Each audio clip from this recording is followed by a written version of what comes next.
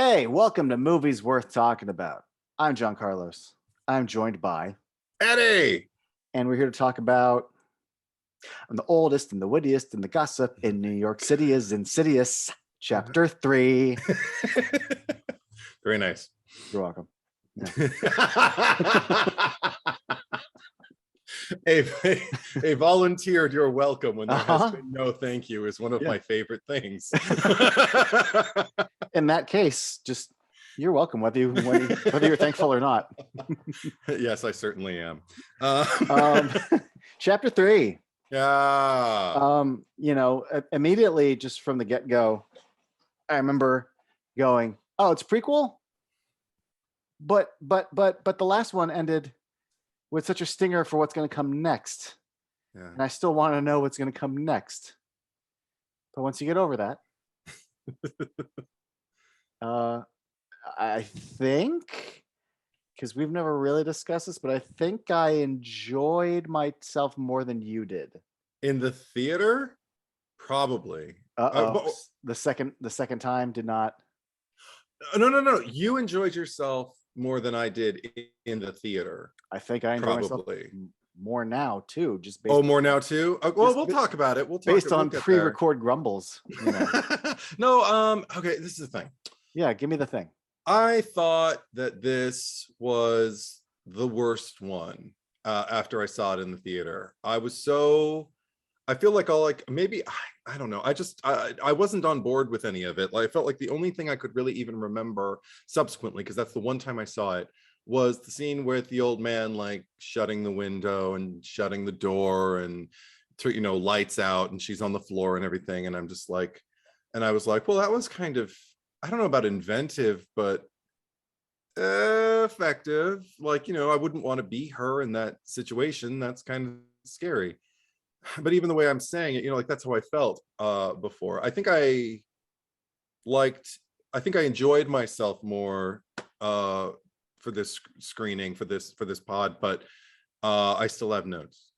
So. Yeah, I do too. I think the best thing, the easiest thing I could say about the sequels, both 2 and 3, yeah, is that they both feel a little undercooked compared to 1.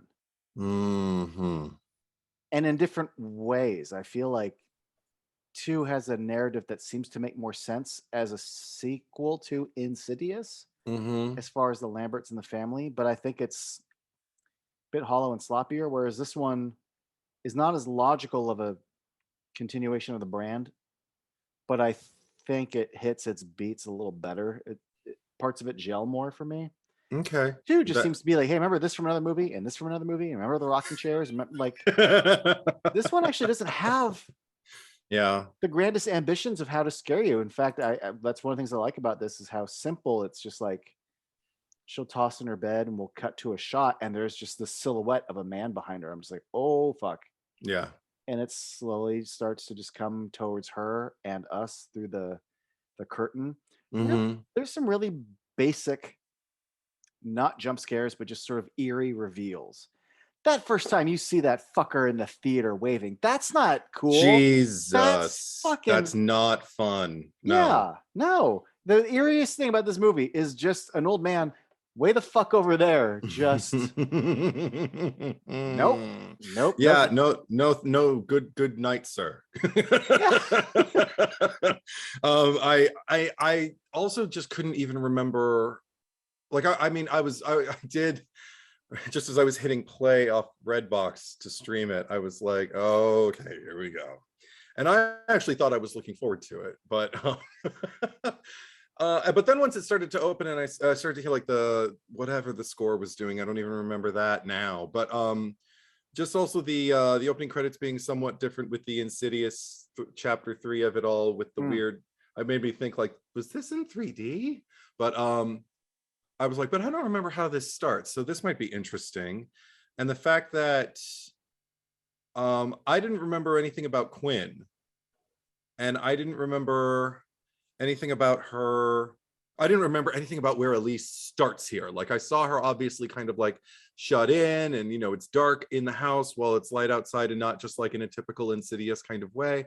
But I mean, she's going through something, and I immediately just like wrote down, wait, where are we with Elise? What happened? Because I didn't remember. Did she get did she cross the line and get too traumatized by something she did, or whatever? And then of course when she says good night, Jack, it's like, okay, that all makes a little bit more sense. But everything about the exchange between Quinn and Elise in her home, I had completely forgotten about, and I was really on board for it. I was like, oh, is this going to be good? Because I didn't remember it being good. And I especially like once Quinn started talking about her mom, and like, kind of like trying to keep like a cap on that emotion and everything like that. But the way when you're talking about something you try to keep, traumatic that happened to you, or a loss that, somebody that you're still grieving, you will try to keep it as conversational as possible, but inevitably maybe like something finds its way, up into your throat or behind the eyes. And it did that for her. And because Elise was so engrossed with her story and so sympathetic, like that immediately put me in a sympathetic place for this girl. I'm like, Elise, you got to come out of retirement. I'm not really sure why yet, but come on. So I appreciated that, just like from the get-go, it was more entertaining and more involving than I remembered it. How about you? Yeah, every once in a while you'll see like a movie, like let's say Paranormal Activity with Mika, like don't play with the fucking Ouija board. And the first thing he does is play with the fucking Ouija board. Yeah. Or you see these damn kids with, I think it might have even been Ouija. Like, don't reach out. Don't try. No. But with her, it's the fact that the reason she's reaching out comes from a pure place. And immediately don't go, oh, what a dumb teenager. Like, I'm like, okay, I'm with you, And those rules in this universe aren't as blatant as that. But no, it wasn't even so much. Maybe sometimes I'm an easy mark when it comes to the craft more than the text or the performance. Yeah. But same scene, but it stays on Quinn for this really long take and just slowly lets her act without any cuts. And I'm like, this is good stuff right here. Yeah. And this is a girl that you can leave the camera on for over a minute and she's going to give you what you need. Exactly. So I really appreciated just in the beginning, I'm like, because I think this is Leigh Whannell's directorial debut. I've never looked it up. This is the first thing I'm aware of him directing. Yeah. I can't remember either. Let me take a look. Yeah, but I know he upgrades from, writer and producer to directing this one. Yes. In addition to writing. Right. Which is also, I don't know, kind of interesting. Yeah, this was his debut. Yeah. Then he did Upgrade, which I still haven't seen. And he did The Invisible Man after that. Yeah, it's been an interesting trajectory because with this, it is, I would say, competent isn't good enough, but it's more than competent, at times effective and good way to shoot a horror movie. It's a solid movie. No complaints, I mean, nitpicks, sure, but like I don't see anything incompetent, but I mean the jump. And also, maybe it's the certain, like, here's the budget we have. This is the Blumhouse model, and maybe, just working within the framework of what Insidious has given you. But Upgrade is a massive leap forward. Nice. And aside from you and I have a certain issue with The Invisible Man, but aside from that one issue, that is a hell of a picture. Yeah. Upgrade and Invisible Man really know what they're doing and how they're doing it. So gotta take you on a ride. Yeah, it's nice to see. If you look at Upgrade and you wouldn't look at this and go, oh, it's the same guy, but it's the same guy. So there's just growth from that. Okay. But one little thing about that scene, though, I love all the shots of Quinn, but they'll cut back to or no, it's once Elise decides to do it like a reading or a sitting, whatever you want to call it. Yes. Even before then, when we first come into the house, I'm such a nitpicky little fucker sometimes. I understand when there's like a house has those streams of light from the sunlight coming through the window, and there's the little specks of dust floating in the air. Yeah. But there's a fog machine in her house. And when you see these shots of it's swirling behind her, and no house has swirling fog in it. They just went a little overboard. She really, threw some dry ice into some fruit punch. She was gonna have, a little witch's brew for herself, a little treat later, and it got out of control. She used too much dry ice. Got out of control, all right. No, I didn't even notice it. I didn't remember a bunch of. All I remembered about Quinn was she lives in an apartment, and Dermot Mulroney's her dad. All I remember, and that she breaks her legs. Yeah. I didn't even remember that, or I think I remember that she was incapacitated because I remembered her being on the floor, obviously, but I didn't remember how. So like when that fucking car came out of nowhere in the middle, when she's in the middle of the street with the little, I was just like, ah! I screamed out loud. But see, I'm like, well, I remember this part. No, I did not at all. And again, Tracy watched it with me. She's never seen it before, so yeah, she was like, blah, when it happened. So I still got the beat. Yeah, cool. I mean, You're standing in the middle. I still don't. I mean, on the one hand, I go, how the hell does someone hit you when you're standing in the middle of the street? But also, all it takes is one driver doing this. Yeah, totally. To happens all the time. Yeah. But also, I love that prior to that, there was another moment that made me cry out, and it was right on the heels of the opening scene when the first thing we see Quinn do after Elise tells her, if you call out to one of the dead, all of them can hear you. And the first thing she does is like, I think she lays back on her bed and she just goes, Mom. And I'm like, no, don't. Is that the same? Oh, that's when she hears the vent, right? Yeah, that's when she hears the vent. And then she starts stepping up on the most like spiny trellis looking headboard I have ever seen. And it's just like like a metal headboard with like Christmas lights coiled around it and everything like that. But it looks so prickly and so uncomfortable. And then her feet stepping on it. I just like, you're stepping into your doom, honey. And also, it could just be the heat. Like maybe there's old buildings, with the vents. I mean, I live in an old house that creaks and everything like that. Like things happen. But no, Eddie, it turns out old men who can't breathe good live in the vents. I don't like it. One thing I like about her, it only took like a couple scenes, but it clicked it for me about 15 minutes in, where I went, she seems like a actual teenage girl. Totally. I didn't feel like I was watching a 25-year-old playing a teenager.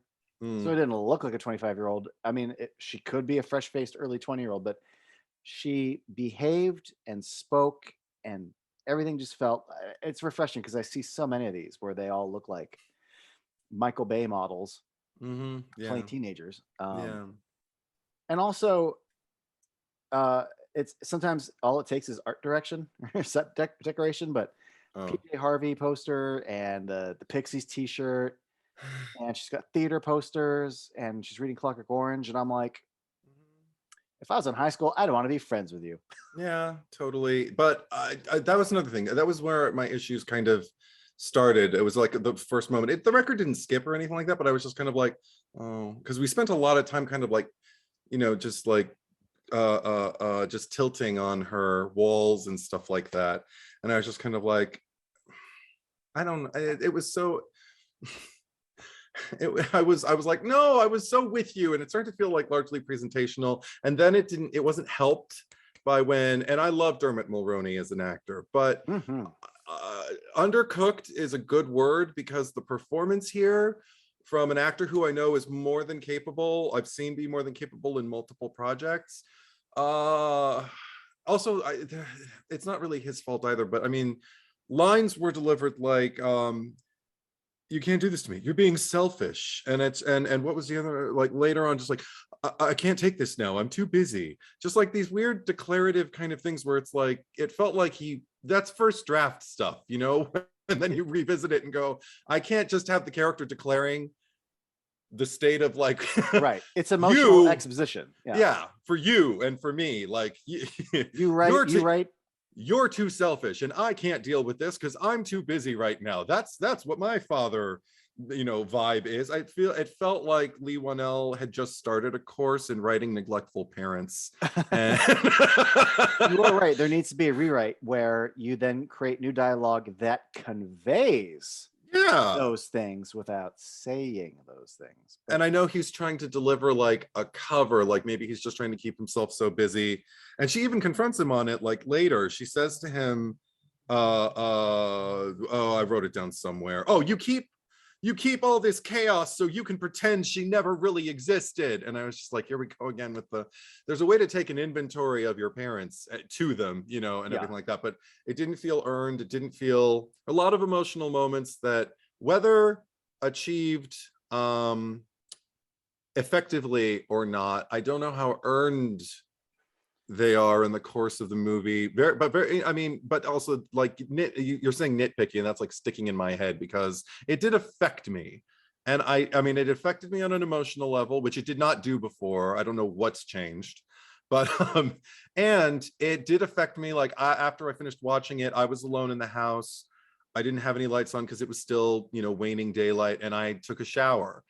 And as I turned on the shower, I just started to feel like a, you know, like a chill. Like I was just kind of like, I don't know, one of those weird, like, what if moments. And I was like, just take your shower. So it got to me, you know? I had the same thing. Not the shower, but I had to pause to run upstairs and do like, put something in the dryer. Or walking up the steps and getting to the hallway, and just remember thinking like, and it was quiet. I'm just like, don't let there be an old man waving at me at the other end. I hate it.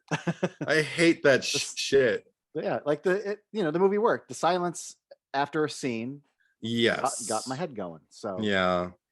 But yeah, I want to talk about Dermot Mulroney more, because the scene that you're referencing is also not every scene.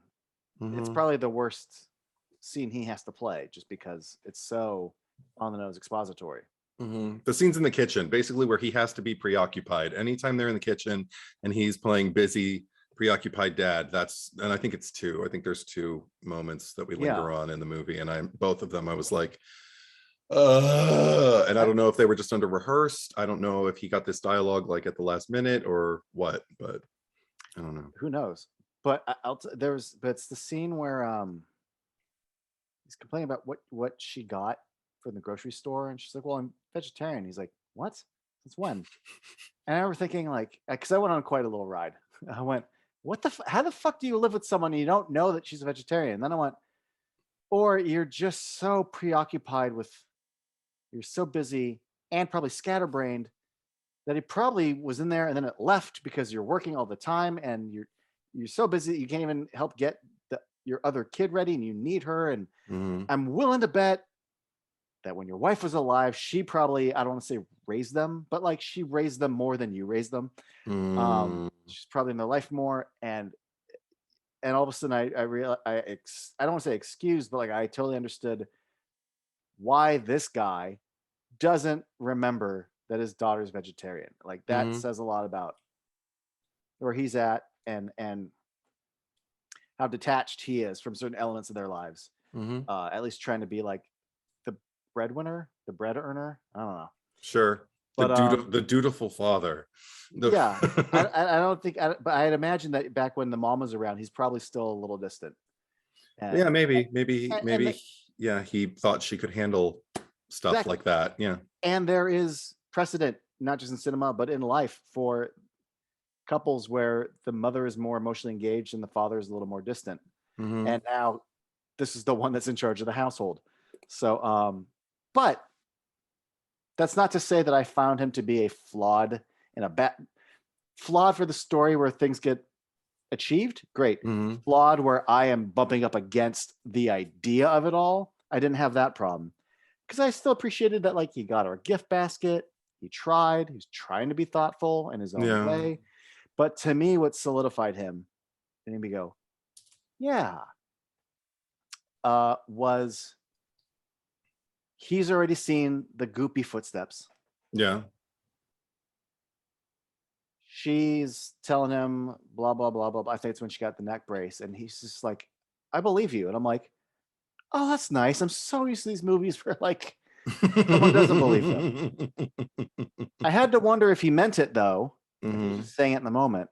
But then like the next scene is her in the apartment above. Yeah.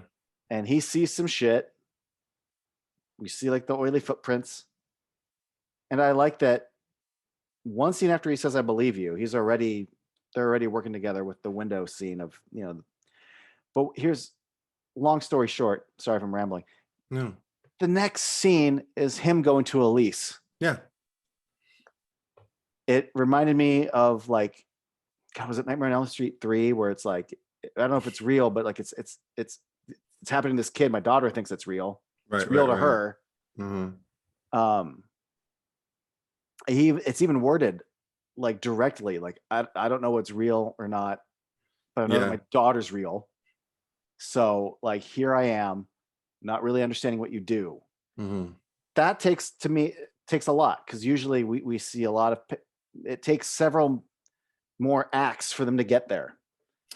Yeah, I agree with that. But that said, I can't help but feel, and it feels here you built up this like house of cards, and I'm just going, do it. But still, even at his most staunchly kind of like opposed or absentee, I found Josh more interesting.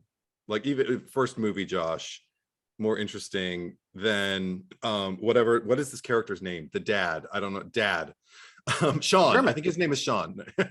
What would you say? Dermot. Yeah. I think his name is Sean. Let's say it's Sean. I found him more interesting than Sean, just because I felt like I at least had a way into his point of view and everything. Like we had a discussion, pretty intently about like Josh's role, particularly in the first movie, and how even though we weren't agreeing with him, we could see like where he was coming from and where his actions were, and it was kind of like a relief even before he ends up kind of like being established as the skeptic once Elise is introduced. We know he's not an idiot. We know he's not a bad person. And with this character, I never really felt like I got a strong sense of who he was. I felt like I felt like I was reading about a character rather than like learning about a person, if that makes any sense. So a little less effective. And it's not fair to compare one movie with the other, but it's inevitable, because that's what we do when we discuss franchises. And it is fair because they're both titled Insidious, and they're yeah. So there you go. Yeah. But I don't know if I have anything more to cover with him at the moment, because I did want to talk a little bit just about Maggie, the friend. Okay. Quinn's best friend. That was another one where I felt like I was kind of like watching like a man write a teenage girl, just because here, I don't know, I was wondering while I was watching it, she's talking about like, don't worry, you're going to get to college and he's going to be a phone call a week, and then it's going to be just a phone call a month, and that's just going to be to ask for money. And I'm like, wait, are you in college already? How she's speaking with such authority? I presume she's just had an older sibling who's already been through it or something. Maybe, but I don't know. I had no context, and also just the fact that like I did appreciate Maggie gets to utter when I don't even remember what Quinn says about something like literally. She says, "Save the word literally for when you're being literal." But then Quinn says, and this is again like a thing for me. Quinn says, "Shut up! Don't ruin this for me." I'm like, well, what? Don't ruin what? Like, you were just talking about how upset you are. So don't ruin like my sulk period. Don't ruin the fact that I think I just fucked up my future by having to start over in my audition. Like, don't ruin this. I don't know. It's just very disjointed. I don't know how many rewrites this script went through. And obviously, like, it seems like Leigh Whannell was wearing a lot of hats. So maybe he just kind of lost track. Maybe there's a deleted scene that explains what I'm saying. But I couldn't watch it because I rented it. But yeah, what? I'm wondering if there's one of my little question marks is the boy who lives next door that likes her. Yeah. And he signs her cast. Yeah. He texts him like, oh, so you're gonna stop traffic. Yeah. And then I'm like, he had enough scenes that I feel like ultimately he was a player in this movie. And he's just gone. Yeah. Like even characters who tend to kind of like drift off a little bit in, sorry to do this, but in the first movie, also written by Leigh Whannell, so maybe I can do this without feeling guilty. Yes, you can. Yes, I can. But that got reintroduced later for like, to serve some kind of purpose, or at least, I don't know, like, like Barbara Hershey, who was largely kind of like on the periphery of things until she needed to sit at that table and kind of take her moment. But then she was still like this supportive character, this positive force that we needed. And that you know what, I'm glad that you brought up the guy, because that was another thing that bothered me, was that like after her car wreck, after Quinn got in the car wreck and we're watching her like drift away, that was pretty cool, just watching her drift away and then drift over to the old man with the mask, and then and then wake up and everything. But once they bring her home, this is another thing. I am waiting to be immersed in the life and to absorb the reality, and there was something I couldn't get, even as like a misstep from her dad. But he wheels her through knowing that her legs are in casts. It's a very kind of somber energy between them, and I don't suspect they were really yakking it up at the hospital those 3 weeks that she was there. So he wheels her into the apartment. There's a crowd of people there and balloons galore occupying the ceiling. And I'm like, this is not what you do when somebody is home from the hospital and they're still recuperating. They need silence. They need you to be still. Maybe this is like a sign of the dad not knowing that and having, but I don't know. See, then it just feels sloppy. And then he writes that thing, and then Maggie's all like, I don't like, God, I wish, you know, a car would hit me and break my legs on the, you know, in the Zoom call. And I'm just like, what kind of insensitive, horrible, heartless world is poor Quinn living in? That's the real horror, Eddie. That is the real horror. It made me think of without spoilers, but it made me think about Exorcist, the TV series, because they try to explain what might attract a demon, and I felt like this was kind of doing that, but not like not intentionally. And it was just, I don't know. And because another character who like shows up and even has a little moment that actually had me remember what's his name, was it because the brother's name is Alex. Was it Alex in Leprechaun, the little kid? Oh, I don't remember. Okay, whatever that kid's name is. I think it was Alex too, though. I'm gonna look it up. But anyway, he the brother at the very end, when they're like, he's just like, no, I don't want to go. I want to stay here. You can't, you know, I'm a part of this. I care about her and all that. And they're like, and Elisa's just like, you know, you can really, she'll feel your love and all that kind of thing. And I'm like, are you still in the movie? Like, I don't even know who the fuck you are. I wasn't paying any attention. It is Alex in Leprechaun. Also, two characters named Alex who have, I felt like they gave him this moment that, like, you know, where like if it were a play, there'd be a cone of light and he'd just be there going kind of like, no, I want to be here. She's my sister too, Dad. You know, he just chuck him under the chin and be like, okay, but we better be careful. Lights dim, you know. Like, I mean, I thought it was stupid. I was just gonna like, why did she even need a brother? Well, that's a little issue I have, because yes, it does feel like this is dangerous enough and he is young enough that I'm like, yeah, get the fuck out of here. Mm-hmm. But one little problem that this franchise has is they tend to write characters that they're like, oh shit, we wrote them, but we can't have them around. So I don't know. Dalton's got a brother. Fuck. Barbara Hershey's watching him.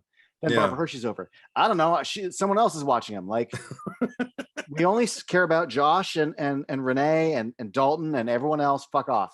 Yeah, we have to find a reason to write them the fuck out. Yeah, and this is the same thing. I think he's ultimately there as a prop to show that Dad is struggling. Yeah, you know, to spin some plates. Sure. And then also he's there to go, hey, Dad, look at who I found on the internet. Mm-hmm. And you honestly could have had the dad discover it on his own and go, yeah, hey, these guys, I'm at my wit's end. Maybe these guys can help. Because again, you have to create a reason to send that kid the fuck away. Maybe just don't write that kid in the future. Well, because staple of the franchise. I'm wondering if, because it seemed to work so well for the first movie, if he just, and I mean, obviously we didn't need those children in the second movie. Like I think we even brought them up. I mean, we brought up the baby because she got slapped and shit, but you know. And Dalton helps a little bit in the third act, but his brother is just sort of there. His brother is just sleeping. He's napping through this movie, the second movie. But yeah, with this one, not a franchise to be the brother. No, not at all. Also, but I was also kind of struck by Quinn after, I think it was it's the second kitchen scene, I think, with Sean, her dad, where she's confronting him about like something that's going on and everything like that, because she's getting hurt or whatever. She ended up on the floor. He thought he heard the ring and weird things are happening, enough weird things that she should be skeptical, especially it's almost like they're acting as though she never had that session with Elise, or that she completely just like obliterated like everything that Elise told her about being careful because you could court something else, and because of that it makes her seem dumb. And then the fact that like she's already her seen like the cracks and had like the knock knock and everything like that by this point, because I remember her dad went upstairs with the landlord with no flashlight to investigate the apartment upstairs, and that's where they saw the muddy footprints. And then I guess the next morning or later on, like during the daytime, she's in the kitchen with her dad, and she says something's trying to reach me and I think it could be mom. And I was like, still? This was after like the hand from the ceiling grabbed her. Oh, absolutely. And I was like, why would you still? And also because another thing that bothers me is like later on in the movie, Elise is just like, she was trying to reach you. And I'm like, could she have tried harder? Like the same way with you in Insidious 2, Elise, could you have tried harder to find Josh in the further when you knew who killed you? I mean, it's just like a lot of things being delayed kind of because Leigh Whannell needs them to be delayed and not because I see that. I didn't think about that, but what I did think about was that because he's gone upstairs and he saw the goopy feet. Yeah. And then she's the next day talking about, because it had walked around the bed and left goopy feet. Goopy feet. Goopy feet, yes. And it's like, tell your dad about the goopy feet because he's seen them. And if you guys can connect about this, not say that, because your mom would not leave goopy feet.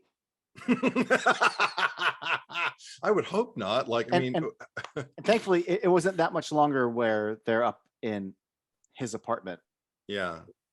And then, they're on the same page, but they could have gotten the same page a little bit earlier if she had spoken up about goopy feet. Also, because I don't have a problem with the goopy feet in and of themselves, but it's like, and maybe this is too silly. I don't know. It's the first time it occurred to me. Let me know what you think. Maybe the fact that we know that her mother, unfortunately died of cancer. What if she died because she was drowned, or something, and the goopy feet could conceivably still be her mother because like maybe her soul, her soul is still in torment and she's still leaving behind. I mean, find a way to like at least make us see why Quinn would still believe her mother was around, aside from saving it in the last act for Elise to go, your mother was trying to contact you. It's like, oh, so that's why she felt her mother around, because she was, even though we never saw her. Mad. I think aside from the diary, I think that was pretty much the only thing the mother was trying to do was she should have tried harder. Because it turns out all Elise had to do was call out to her, and she's like, "Oh, here I am." But she called out to her the first time when she was in her house, and then she got that's because they were at Elise's house, but now they're in the apartment that she lived in. I love when you make up reasons. I have to say, speaking of Elise's house, one thing I was really grateful for this time, I had completely forgotten about it, was the sequence in Elise's reading room downstairs. I felt actual sustained tension throughout that entire sequence. The only problem I had with it was she like reaches like, for the key because she sees it's been opened and it's like the key's gone. And it's like, well, how'd that happen? Wait, were you wearing it when you woke up? Wait, what? I'm so confused. Oh, I chalked that up to weird magic shit with ghosts. Because, because how the fuck did Quinn end up upstairs? Yeah, well, okay. See, this is the thing. Weird magic ghost shit. We're getting into it now. Also, magic ghost shit maybe, but I mean, I was trying to remember if in the first movie there were any examples of like the ghosts being more corporeal, and less kind of like, ooh, I'm a spirit and everything like that, or I'm a visage. And I thought the only thing I could think of was the tiptoe through the tulips.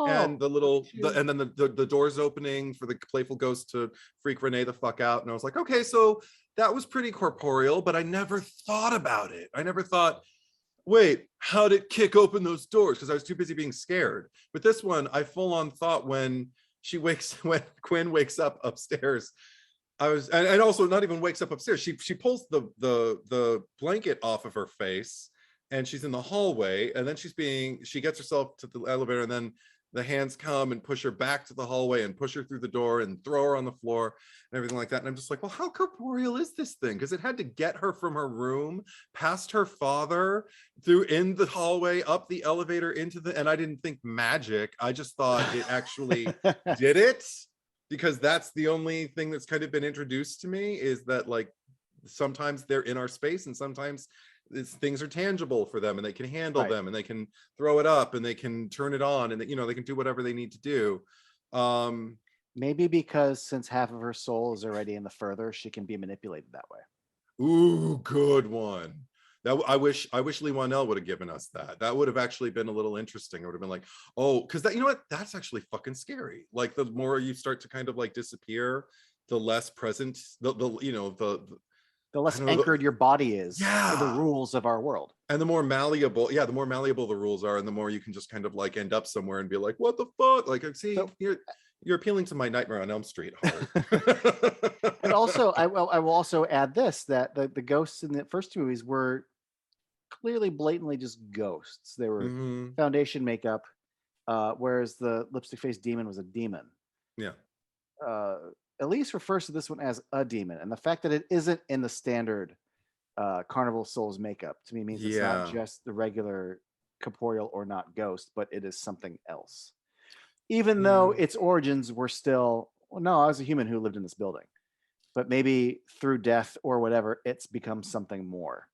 Yeah, like maybe it's become, and again, all of this would have been so wonderful in the movie, because really all I get from Elise, aside from the climax, which we'll get to, but as far as like what she offers, that was another thing when she's explaining everything to Sean and to once she assembles with I always want to call him Huckleberry or whatever, Specs and Tucker when Tucker and Specs are there, and she starts kind of like explaining it to him, and she's basically paraphrasing everything she told Josh and Renee and everybody in the first movie.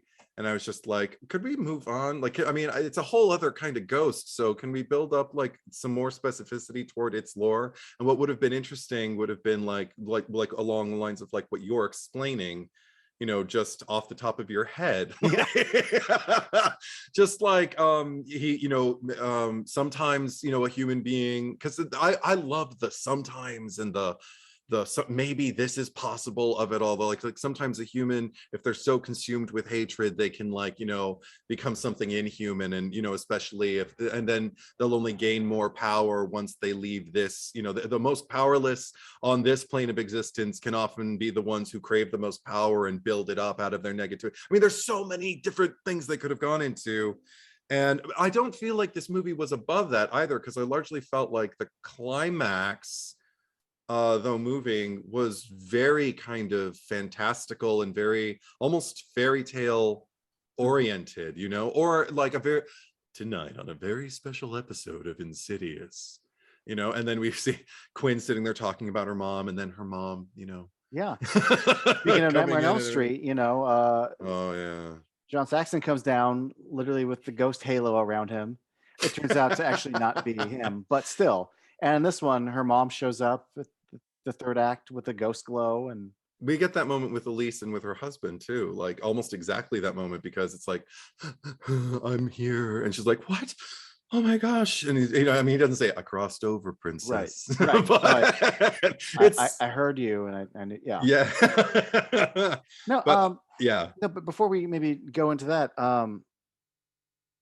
I do feel like I don't think I needed all the stuff to be not explained, but all the things that you were kind of suggesting that you could have texted, described it to fill it out more.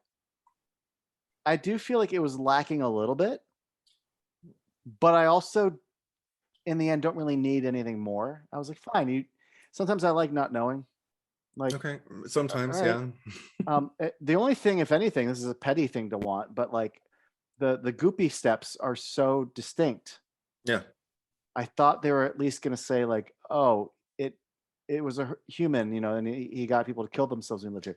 He worked at the oil refinery and he fell in a vat of oil or something, I just, the goopy feet have nothing to do with a hospital gown and a gas mask. So like, why Yeah, goopy feet? I don't understand what the goopy feet are for. because they're scary. I guess I just He said with a grimace. I mean, I did think they were scary. I don't want to see them. I definitely don't want to see them. I don't want to see them, but yeah, yeah, the Elise of it all, though, that's like, the reason to watch this movie. I agree. She's the MVP. Even though, although, okay, we'll get to the praise, I swear. But but one thing, the line, just like, if I help your daughter, this entity is going to kill me. And I'm just like, okay, so now we're predestining your death with like, okay, but in the first movie, it just felt like something that happened. And that's great. That was more than enough for me. That's actually really, really scary. In your line of work, that is what you risk every day. But the fact that we're building up like, no, that being had a vendetta against her because she was, and they didn't even explain that. Away. Exactly. Yeah. So now it's the one that wants to kill her. And also the fact that like this being's energy is largely more of a mirror of its manifestation in Insidious 2 than in the first Insidious movie. You know how I feel about that. I love the stillness. And so do you, just like this malicious, like waiting energy. And instead it's just this aggressive, which is, I mean, I don't want it, in my face. Like it's but it is less effective than just totally less effective staring through a window or a mirrir. Yeah. But now because we know too much about that character, it's almost like that character. I mean, I wouldn't have had a problem with going back and a light retcon, but it's I think the biggest thing that I took issue with overall was we went from like this first movie that introduced astral projection, which I had never witnessed in a movie of this sort before. So it kind of visited this subgenre with like a refreshing set of rules and and even just imagery with all of little Dalton's crayon drawings and everything like that. I thought that was incredibly inventive, but I felt like we went to something like merely speaking to the dead is an invitation to potential evil, which felt a little less specific and a little less, I don't know, just a little, I mean, it's scary because my father passed away and I talk to him all the time, and I'd hate to think if I ever feel like I'm talking to him that I'm not. So that is scary, but at the same time, well, I mean, I see where you're coming from. Yeah. Sometimes I feel that way about this, but on the other hand, you've seen that the language of cinema, okay, actually, that's not the right way, because it's not about the language of cinema. The history of these types of movies has shown, just don't call out, don't with your friends get together and have a seance, or don't play with the Ouija board because something's going to respond. So that's to me is par for the course. I feel the difference with Insidious, though, is that, again, they introduced the astral projection first, and then it feels less interesting because it turns out you can do that without astral projecting. I think the main difference, though, is that it's the vacancy of Dalton's body that draws ghosts who want to live again. Whereas in this case, it's more just like a malevolent spirit. It's a different creature that's coming after her. And you move into, if it was the same kind of ghost, then I'd be more pissed off and more on board with what you're saying. Okay. But because he's got like an MO, he seems to be largely attracted to her type in a very serial killer kind of way. Like, I want a young, pale girl with like long dark hair but okay, could you do me a favor and explain to me what, I didn't get it. What does he want and what does he do? I know as a demon, what he wants, which is kind of the opposite of the ghosts who crave life, is he wants to take things that are living and I don't want to say give them death, but to take away, like to bring them to the world of the dead, to take away their life. And one could argue that back when he was alive, he, I guess, got people to kill themselves. Right. Now that he's dead, once he gets you to cross over, he can have control of you. And in theory, he can make you kill yourself. Like, I'm still going to keep that going. And even But after you killed yourself, you can still be his prisoner. Like you think Sure. that one chick who was in the rain said something like even suicide can't set you free, suggesting she might have thought it would. Right. And it didn't. She found herself just and trapped ultimately, it in was the probably his further. MO to get her to do that. Right. And she, when she was alive, probably didn't even understand that. I'm And it probably, s- and I yeah. mean, and I think the implication when Quinn and her dad are in, is it 514? Mhm. Like his old apartment? When he goes up the window and they look down, you see his body, and the implication is like we're kind of revisiting his death. Oh, yeah, was that him? That's what I thought. I couldn't tell what the fuck I was looking. I thought, wait, is that the landlord? Is that the old man whose wife just passed away, who also disappears, like is basically there for no reason? Yep. And that scene has a very heartwarming scene with him and Sean in the lobby when the woman who seems to be on a wavelength that she can like speak to Quinn about like what's going on with her. That was pretty cool and pretty, you know, emblematic of this franchise. I feel like it made sense that would happen. But then I don't, why? Well, another character just kind of like, here he is, and look, he's sad. Okay, forget about But him. he's gone. Yeah. He's not important.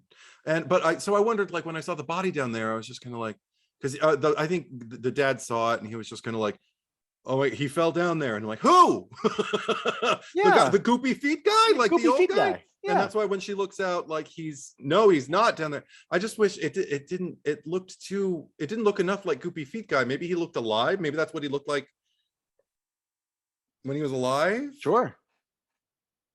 But also, why can the dad see him now? Because that wasn't in like the Well, further or something, or in a right. nightmare. That was in the actual. And also, he broke the window diving through it. So I'm so Insidious confused. movies, the other two, you know, Renee, people see ghosts all the time that aren't.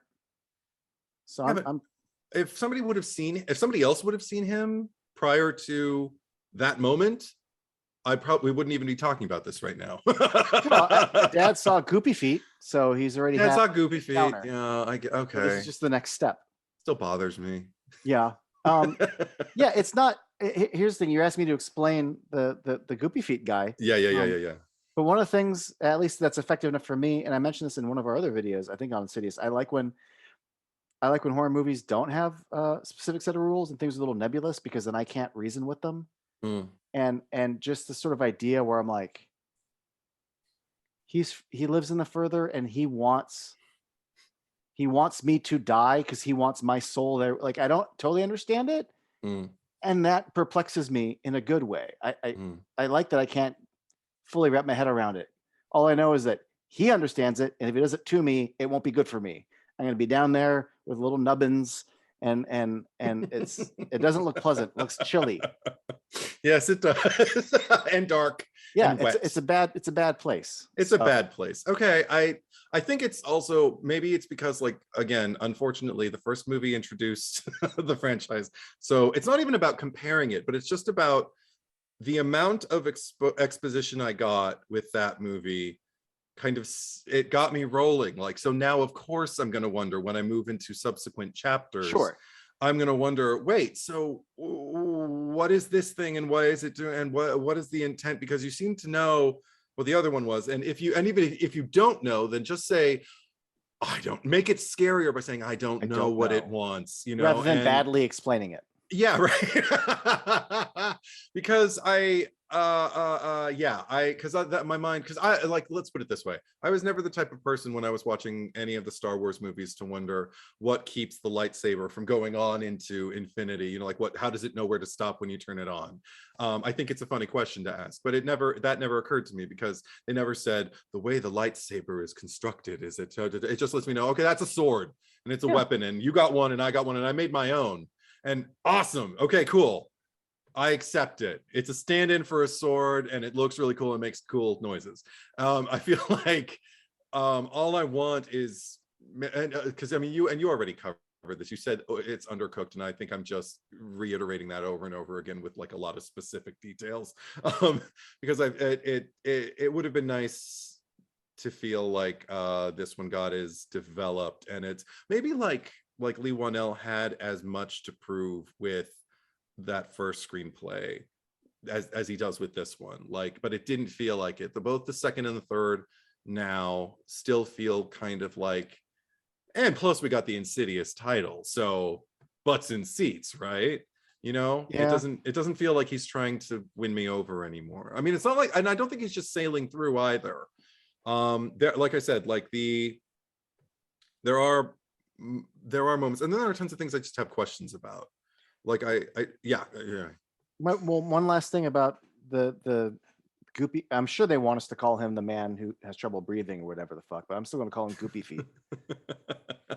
I also have to wonder, because they don't say it, it's not in the text, but I can't help but wonder if he also kind of like feeds on your fear, or feeds on your angst, so that if he wants you down there with him, like in life he would try to get you to commit suicide. Like he liked, and suicide is, pretty hot topic to really try to get into, but the only reason I wonder if he like feeds off that is towards the end of the movie, when she's like like they got her close to her body, but she's staying, Yeah. and he's literally holding her and clutching her and getting her to, and it takes them all telling her, we want you here, we love you, we want you to live, that there are people who care about you, that sort of thing.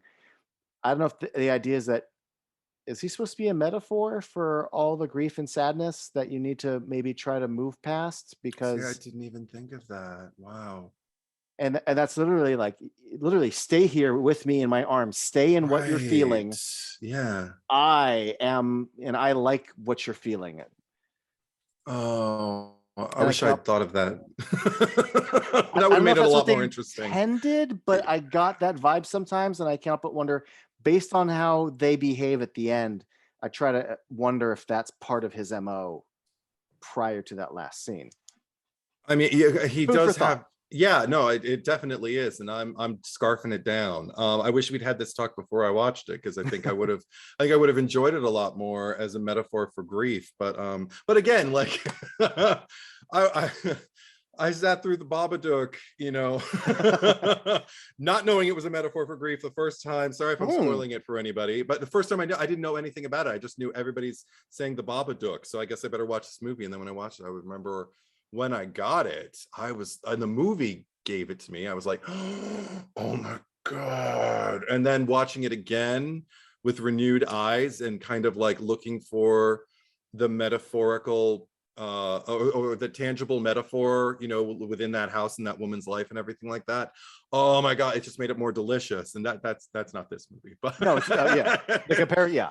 No, that is what the Babadook is about. This is, hey, what if the guy with the mask, what if he's, grief, get over it, yeah, I did wonder, like at one point when Elise is like muttering for the first time, she's like, she goes under and it's the first time she's in the further, I think. And like when she's going over right before she goes to the second house from part one, where she sees the bride in black, Parker Crane.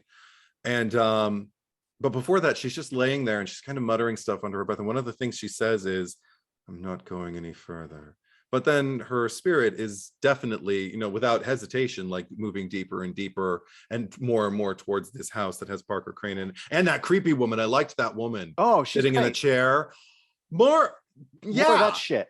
More of that shit, because she was incredibly still. She was on her own kind of like frequency. And dear God, the fact, and that, oh, you know what? See, that was something so incredibly simple, subtle, a return to like what made this franchise special for me was just the fact that like we see Elise like move past her, move past her like to walk, but then the frame is like just dead on, and we see the woman in the background, and we see Elise just kind of like block her for a while, and then when she clears the frame, the woman isn't in the chair anymore, and I was just like, something happened to me where I was just like, I'm in the further. And I mean, in a weird way, like I had an odd comfort, because all of a sudden I felt like I was back in an Insidious movie. Yeah. And I really appreciated that. And the movie is full of what I consider to be simple scares. Yeah. But they are effective scares. And this movie is not without its strengths. And that's one of them. Yeah. Another thing in terms of strength, Carl, I mean, I have mixed feelings about him anyway, because but let me just say, Yeah. He's not wearing a Party City goatee. I didn't even notice. Oh, so happy. I think the only thing about Carl that I can really remark on is like, I mean, you know, good he's there. And then around the same time Tucker and Specs came back, I'm just kind of like, okay, we're getting back into the mix of it all. Like, this is for the people who have like been staying with the franchise, whatever. But I think the thing that pissed me off was that he was the one who we got the flashback to, like when Elise is, you know, like scared and she's almost frozen from her fear, and you know, and also just like in pain with Parker Crane, you know, trying to go after her. Yeah, and he's just like, you're alive, you're the one who has strength, and it's just like, and I'm just like, you know, I didn't need that. I didn't need him at all. I wish I could have just seen her decide, I'm not going to be afraid of this anymore. It doesn't even have to be about alive, because we got that in the first movie. Yeah, but and maybe that's where she learned it. Maybe like somewhere in her core, she knew it's because I'm alive, but we don't need it spelled out for us. All I needed to see was like her scared and just make her own choice. And I don't know. I hate it when women are strong, because man. Can I say one little thing about that scene that I did? Yeah, go for it. Just made me laugh. She throws Parker Crane, you know? Yeah. And the movie has, going back to Insidious 1, you know, he fucking Hadoukens the leather jacket guy, you know. Mm-hmm. But I like that she looks at Parker Crane, is like come at me, bitch, or whatever the fuck she says. Yeah, right. And I love that Parker Crane just goes, and like backs away, like fucking Homer backing away into the bushes. Yes. Even actually looks like a little scared too, like a little, well, and I do like that beat of like, oh shit. But also I went back and just watched that scene again for fun, and I appreciate, you know, practical simplicity and blocking, but it really also just felt like I'm just gonna take 3 steps back and clear the door frame. But like I still imagine she's still just there for the rest of the take, like hiding, you know. Oh, that's fun. I'm very aware that it's an actor backing up 3 steps. Like, but I just love the Homer of it all. Yeah, no, me too. That, I mean, I really appreciated that. And also, I mean, watching Elise be a badass in The Further, like, what's better than that? Like, I do have to say, prior to that, there was the whole moment where I almost called him Parker Crane, but Goopy Feet Man, when he's inside, when he's, you know, Quinn is basically Goopy Feet Man possessed. Yeah. And she does that thing with the casts, with her, and like kicking them off. I want to know how it affected you, because I felt like I was watching something that I was supposed to be going, whoa, like, oh, this thing means business. And maybe I was waiting, because I was like, why am I scared that I'm not going to like this? And I think I know, and it paid off almost immediately after, once the casts were off and she started walking and going all wobbly. And the sound effects. Yes, and the sound effects and everything. I was just like, why kick off the cast? You're actually worse off now than you were when you had the cast on. You, at least you had weapons. You literally kicked Tucker to the floor and had him like reeling for a while and everything. If you're Goopy Feet, why did you kick off the cast? Yeah. Especially if you want to take this moment, like, all it does is make you more vulnerable, and it makes you less and less it's harder secure, for him to articulate his ankles. I'm reaching here, man. He's like, oh, my ankles can't take the steps as good. Let me keep these casts off. And I love Freddy's Revenge as much as the next guy, but that eyeball down her throat, I wasn't feeling it. I don't know. It felt like a movie beat. I wasn't scared by it. Okay. I wasn't scared by her kicking the cast off. I mean, I try to imagine how, as a father, I might be disturbed by it, but I wasn't, you know. I was more disturbed by the sound effects when she was walking. I'm like, oh, that's crunchy. But then I was like that. But then I was just thinking, like, get him. Like, he's vulnerable. Kick his legs. Like, it's your daughter. And it's your daughter. But you got health insurance. It's not your daughter. Eddie, if that was Casey. We have a pact. If she's possessed, you can sweep the leg. It's all right. I'll text her now and ask her, because I'll tell her. This is the thing. We tend to be mirrors to each other in this vein. I would definitely tell her, if I'm possessed and I'm coming after you and I kick my leg casts off my broken legs, or the possessed me, and then I start coming at you all or whatever, sweep the leg, take me out, like get me back, but get that fucker out, because I don't want him hurting you. Like, what if I do come back and I see that I've killed my entire family? Like, I don't want that shit. I just take me out. Sure, I get it. I worry about how her legs aren't even fully healed, and you're gonna do way more damage. Well, he's doing damage kicking the casts off. Like, and ultimately, do you want to have no daughter or a daughter who's got really messed up legs? I think you'd rather just have your daughter back, right? So yeah. Sure. And she wants to be an actress, not a dancer. So,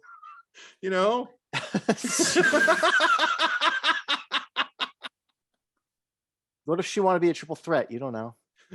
She didn't dance once. She didn't have any Fosse posters or any no, she didn't. No ballet slippers. She never once tied that very, very long hair into a tight bun, which she would have done if she were a ballerina. So that's true. That's but I did pop back into the movie once Elise started collaborating with Specs and Huckster. Tucker, I know. I'm the one who forgets names, not you. Well, I forget his name, but anyway. But yeah, Tucker.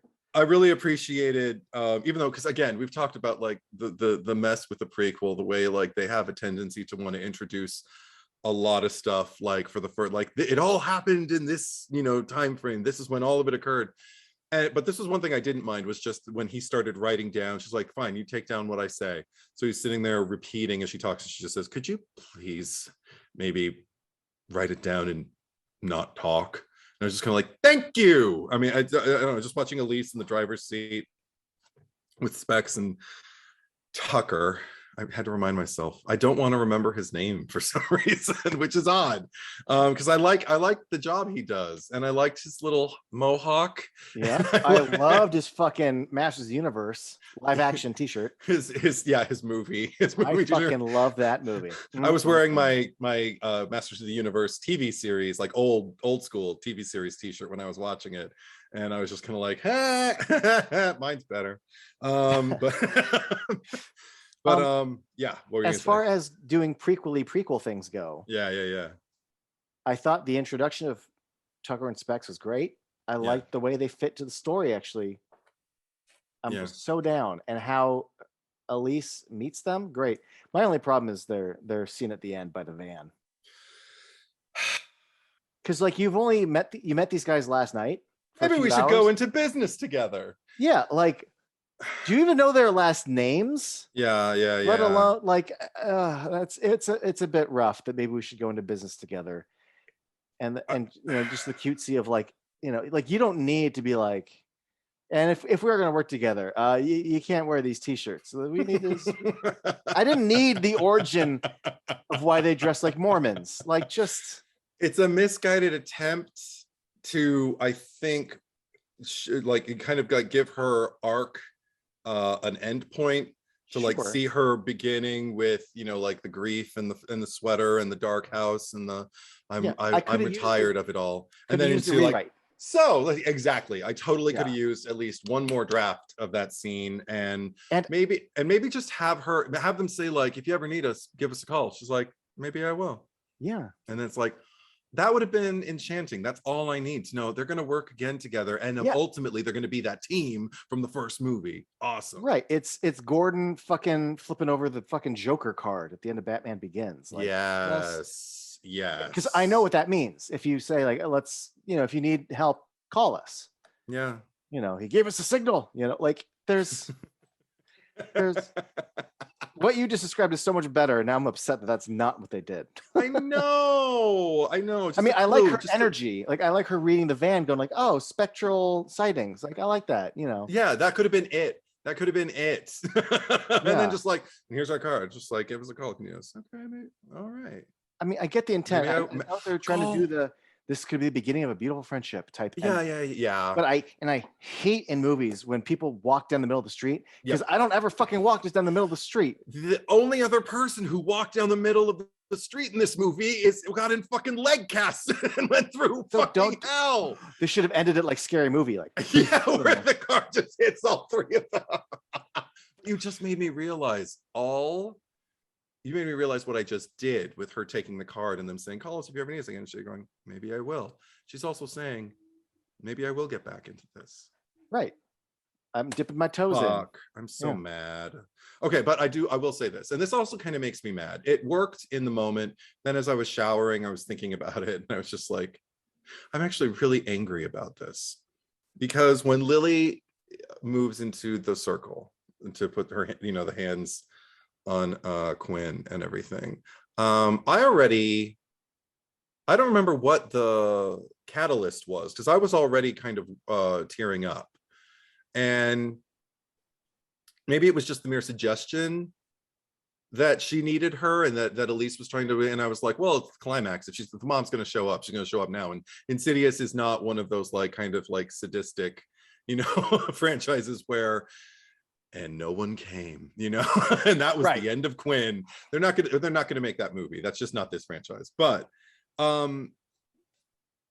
something about watching her in the circle and watching her just her way, just this peaceful, and also the fact that she was like a beam of light, and everything that Elise said about the two different worlds beyond ours that are light and dark, it just told me, okay, so her mom's not in the further, but she's still reachable. And everything she told her about her mother when she came back, that like, she was there when she was there at the audition, and she was so proud of her, and that like anytime you need her, she's going to be there. She could be whispering to her. Oh my God, I'm getting worked up now. Like it was so like just personal. And it's played earnestly, and I appreciate that.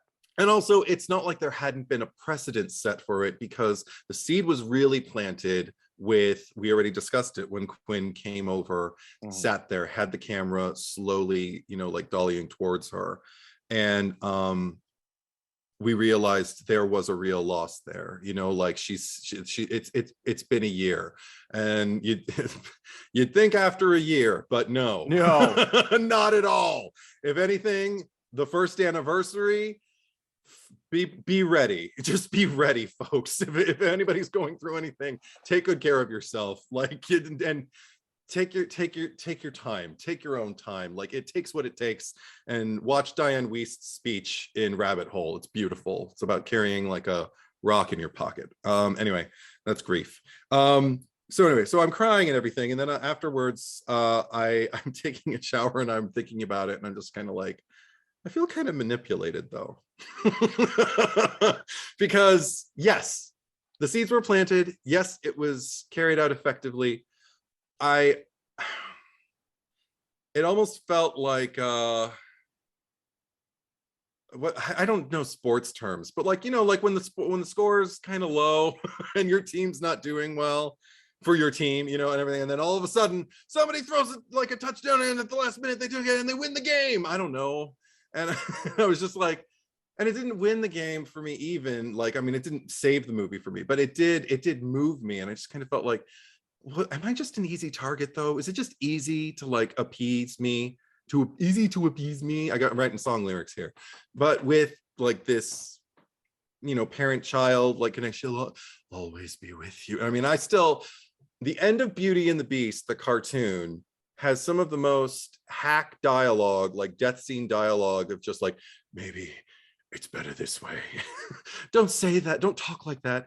You'll be all right. At least I got to see you one last time. And it's the most schmaltzy, like, I've seen this before kind of thing, and I cry every time.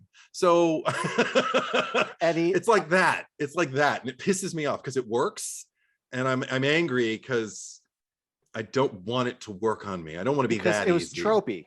Yeah. What do you think? I did think that I specifically said that it's played earnestly, because it is, but it is also very textbook cliched 101. So I didn't get fully hooked on board just because I didn't feel too much of it. it felt again a lot of this. It's undercooked. It's like an outline that needed another rewrite to make Yeah. it feel more organic. And Yeah. I saw this as more like I get the idea of what this scene is and how this is the scene that happens here, and these are the beats that we hit. But I didn't totally connect with them, even though their intentions were earnest. There just wasn't enough to it.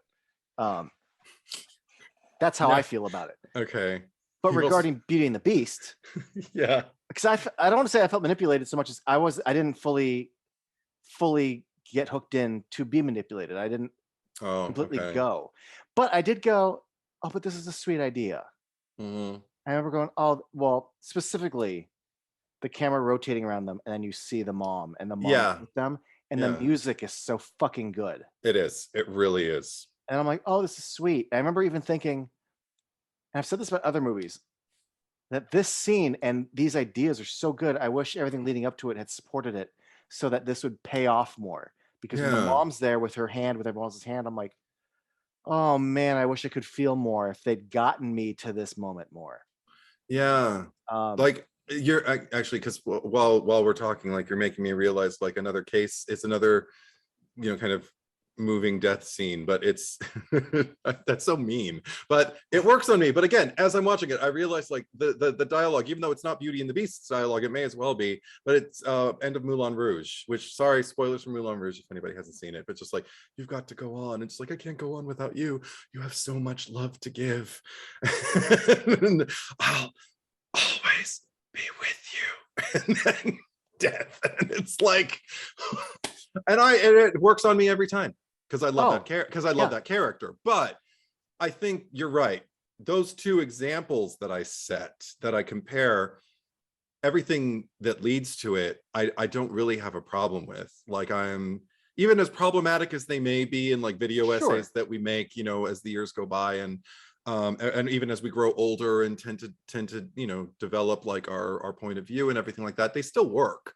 And with this one, I wonder if, now that I remember, because I didn't remember it either, I didn't see it coming, and it did not work on me the first time. It worked on me this time, and maybe because also I had seen it before and I didn't like it. I so didn't like it that it surprised me. I'm wondering if it could ever do that again. I don't know. Now that you've examined your own feelings on it, And now that I know it's there, it's hard to imagine me not remembering it's there. yeah. And like, if I see the movie again 10 years from now, it's hard to believe that I'll forget that. Maybe I will, but I don't know. I'll have to tell you in 10 years. Forget about it, and then go watch it. Yeah, maybe. I do think that cliches, though, exist, or tropes, they exist because they're effective. They work. Yeah. For me, the trick is, can you do them well? One of my favorite cliches that I see, if I remember being I think it was twice in 1 year, or maybe, I can't remember if Muppets from Space was 98 or 99, but both Muppets from Space and Tarzan both did the exact same beat that's been done to death before them, where someone's like, it's time to go home. And the lead character, I am home. And even before Tarzan said it, I'm like, I am home. You know what? I buy it in Tarzan. Yeah. Seen it 100 times. And you know what? I fucking love it when he's like, I am home. Yeah. And I imagine how much that means to, Glenn Close to hear that. And, Yeah. So, and even Gonzo being like, I am home. Like, it's it can work. And other times it can't, and it's done with the best intentions, I think, but it could have used a rewrite of, oh, your mother's here and she's so proud of you and she's always around. I'm like, yeah. And maybe that's why I resent it. Yeah. It's the spin around scene that I found really great on paper, really well executed. Love the music, love the idea of it. Wish I felt a little more. It's precisely how I feel about my favorite example of this is the Green Lantern movie with Ryan Reynolds. Oh, which is for the most, sorry to anyone out there, I don't know anyone who likes it. It's a giant fucking failure of a movie. Yeah, it is. But there's this really great idea when Parallax is beating down on him, and he finds the strength by reciting the oath. Yeah. and it's with that intent. And I'm like, Yeah. oh my God, this scene is such a good idea. This beat would be so good if the last hour and 50 minutes leading up to it were also good. And Yeah. then I'd be fucking crying and cheering. And instead it's Absolutely. nothing. Yeah. But on Well, paper, what a great idea. Yeah. I remember, and we won't go into it because this is Insidious 3, but with Green Lantern, I will say, because we're never going to do that pod, it's not a movie worth talking about. So it's worth mentioning, though, that the only parts of it that I actually felt hooked into were when we talked about like basically like what it meant to be a lantern, like what that means. And that means like when he was training, that means the moment you were alluding to. Any other time the movie is trying to do anything else, it fails miserably. And I'm just like, God, it was so simple. And they fucked it up. There was just too many. You could see all the cooks and this brainchild of just like, you know, it turned into like this Frankenstein monster just being like sewn together of like, no, we need more comic relief. No, we need some sex. No, we need some, I don't know, just stupid. At least this movie doesn't have that, at least, so that if nothing else, at least Insidious 3 is not Green Lantern. There's a glowing review. At least it's not Green Lantern. You know, I got the glowing reviews up to here, but yeah, we're gonna say something. No, I was gonna steer it back to the movie. Aside from yes,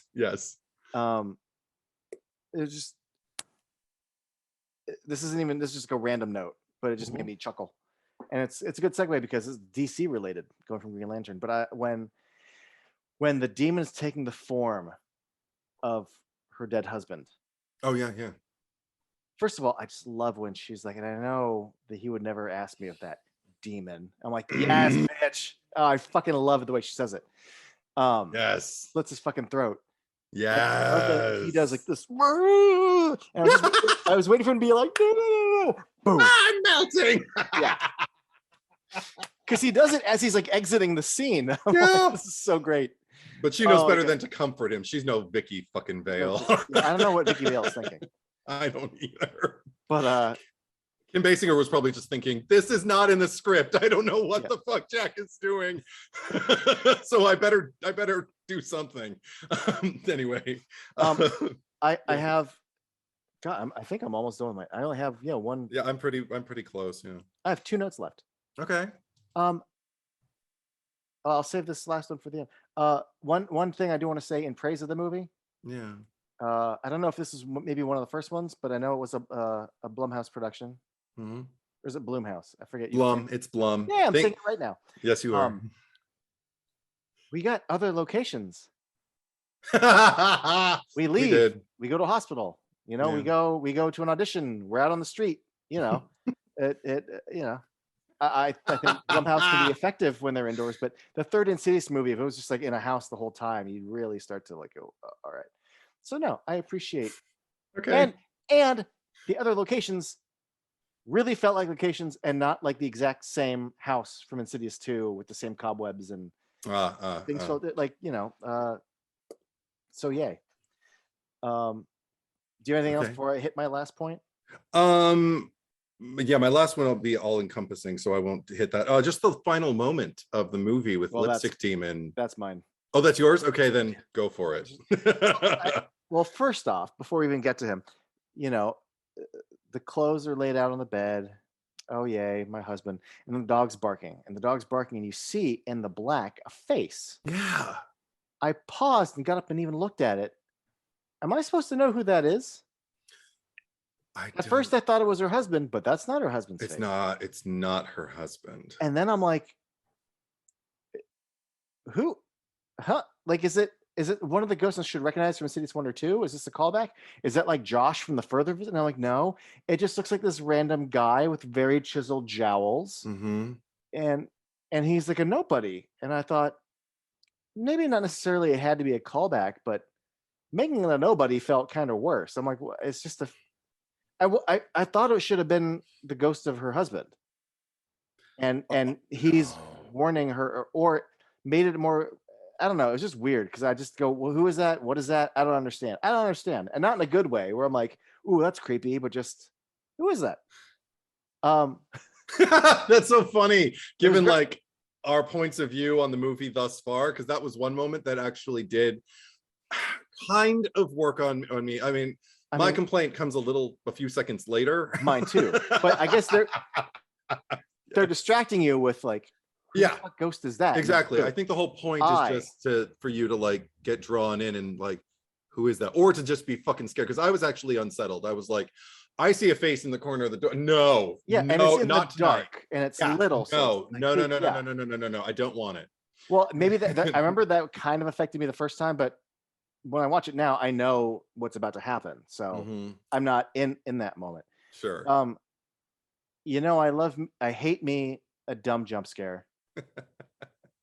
One of the most offensive things I've seen in a movie ever is the way Sinister ends with just Bagul! The end. Like, right.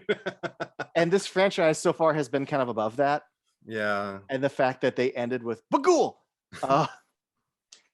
And also, this is now the second time where the end scene of the movie has teased the return of Lipstick Face Demon and doesn't, do it. So it's a cheap jump scare. It has no context within the storytelling. No. Lipstick Demon has no tie to her as of right now that we know of. Yeah. Well, I'll get to that in a moment. And then also, and this is such a nitpick, but the way it's framed, you can tell, like when he's behind Barbara Hershey, he's really behind Barbara Hershey. Yeah. This is a composite. Yeah. And the lighting and the focus, it looks like he's in front of her because of how richly he's shot. It looks like an insert. I fucking hate everything about the way they decided to end this movie. Everything you just said, I totally agree with. The way I put it, the way I articulated it to myself, because I didn't mind the little white face in the corner. I was unsettled by it. I was like, no, not tonight. No, everything's so good, please. So it was effective. It was actually working on me. I kind of liked the mystery around it because it just kind of looked like a blank face, and that's all I need to go. No, not Elise. She's feeling good tonight. Leave her alone. The presence of the Lipstick Demon without any crackling, any of the or anything like that really, I was like, and then of course the presentation of him, I'm like, what would have been so much more effective? Same moment, but just have her like looking, and then, I mean, if you want the Lipstick Demon, it didn't have to happen that way, but whatever.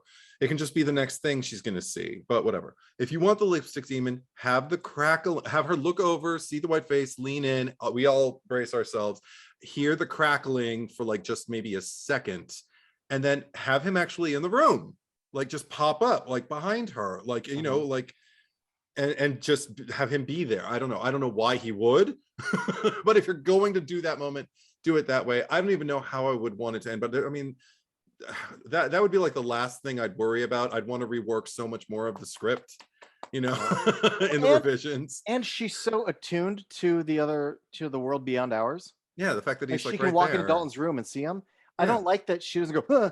Like that's he's simply there for the audience, but she's not reacting to it, which also makes it ineffective. That's why just even like or even it doesn't even have to be Lipstick Demon, but just like some glowing eyes behind her. Like there's something in front of you, but there's something behind you too. Like now they know you're coming back, kind of thing. Like well, that. That's all I need. Yeah, but the problem is that she hasn't. She's encountered Josh, but Dalton was the one terrorized by this one, and Dalton doesn't exist, or she hasn't met him yet. I mean, I didn't even like her with the Bride in Black, so the fact that like right, that like she's with the Lipstick Demon too, I was just kind of like, there are things we needed to return to with this movie as far as things that are like symbolic of the franchise, and they were those two ghosts were not two of them that I needed. Specs and Tucker were good enough. Like I'm connected now. We're good. And maybe Carl. Yeah. And of course Elise. This movie without Elise would have been a nightmare. Yeah, for Elise's story, we connected it with Tux and Tucker. And sure. Yeah, that's fine. However, I did think about this afterwards, and again, just trying to justify the connection. Mm-hmm. If the further doesn't operate through linear time, and it resides in the further, then in theory, it could be like you're the bitch. You're the bitch that's for you gonna fuck my shit up. Yeah, maybe. From his timeline, he's like, this fucking bitch. So then I could again, I have to do the work. Yeah. But I can at least sort of excuse while he's there. But really, he shouldn't fucking be there. It's a dumb beat. If the work that had already been done in our realm of consciousness, like all the scenes in Insidious 3 that happen like here where you and I are, I might have forgiven the ambiguity in the further. You know, I would have been like, well, what I love about the further is that it doesn't always make sense, or that maybe it'll make sense later on or something like that. But and I can't remember. I've only seen Insidious. Is it The Last Key? Yes. The Lost Key? The Last Key? The Last Key. I've only seen it the once, so I don't even really remember how that one fits in. I don't either. I saw it once in theaters. I bought it. I haven't opened the plastic since, so this will be fun to watch. That one. Yeah, it'll be fun. That's another one I'm going to look forward to seeing again, just because it's only been the once, and I remember that one. I only remember one distinct thing that I didn't like about it, and one kind of overarching thing that I really did like about it, and we can get into that when we talk about that. But yeah, ultimately with this movie, I wrote down about an hour in, it occurs to me that if this, instead of this being a prequel, if this had been the first movie that got released, I don't believe there would have been that much demand for sequels. Correct. Yeah, it's a sloppy narrative with a lot of, no, I won't say a lot, a handful of strong sequences that if only, and I wonder, I didn't watch any of the background interviews or anything like that. I don't know what the synthesis of this project was, aside from we need another Insidious movie. And Leigh Whannell, you want to direct this time? You know, I don't know. So it'd be interesting to know what Leigh Whannell thinks of it. And as far as like, how successful do you feel you were at executing? You know, like, did you tell the story you wanted to? And do you know, what do you see when you watch this movie now? That's what I would want to know. So yeah, because I can see that this movie feels like it's produced under some constraints. Yeah. But even though I do think, had it been the first film in the franchise, we wouldn't have had a franchise. I don't think it's a giant fucking piece of shit or anything. No, I mean, it's definitely the third film in a franchise, and it'd be very hard for a horror film to have its third movie that's a prequel be as good as something as good as Insidious. Especially if it's a prequel. Yeah, you're really limiting yourself, because also the amount of risk is eliminated, because we know people are going to survive because they have the people who you brought back. I didn't even feel that in this movie though. I was just on the ride, which is great, because there are other times where I'm like, I don't care, I know you live. But I am still with Quinn and her dad, and yeah, I'm more so with Quinn than her dad. Yeah, I think you were with her dad a little bit more than I was. But also, I honestly, I will admit this, I was a little distracted sometimes because Dermot Mulroney was working out. Like, dude, there were times I'm just gonna like, look at those arms, and I don't know what he said. So yeah, of course not. My brain doesn't really notice. Yeah, right. Yeah. if her father had died and she had a hot mom, maybe we'd have opposing, swapped, right, perspectives on the parents and their role, like in the thing. But who knows? Yeah, but I mean, it was fine. It could have been fine, for even though it doesn't reach the bar set by Insidious 1. There's so many of the franchises where this could have gone so much worse. That's true. And it's a somewhat effective, moderately well directed, like good little. It's not the barn burner that first movie is. No, but it's arguably, if I had to rank this, because I don't think prequels are strong at all as a subgenre. If I had to rank like maybe the 10 strongest prequels, I think this would make the list. Oh, like 9 or 10? Yeah. Yeah. There's not a lot of a lot of good prequels. No, really aren't. I don't favor the prequel like at all. I'm trying to think of one that I actually like. I don't think I own any. I'm like looking at my and we're talking also the genre probably has some of the worst. The Yeah. Thing, Leatherface, Texas Chainsaw: The Beginning. Like a lot of it's the worst genre for prequels. I know. But yeah, no, this could have gone. This could have gone so much worse. It could have. It could have. Yeah. So a little column A, a little column B.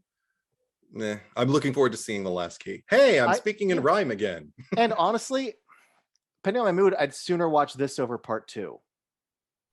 That is a thing that's switched for me. Yeah. And because I used to think I'd sooner watch 2 over 3. So did I. I would say that this movie also, it tends to put its characters first. There's a lot of scenes with just characters and dynamics and relationships, right? Yeah. It's not the most well-written version of that, but at least it has that intention, right? Whereas Insidious 2, yeah, it's got these characters that we already liked in the first one, but it's sloppier. And I'd sooner watch this movie kind of go through some stale character beats, but still character beats, than the mess of 2.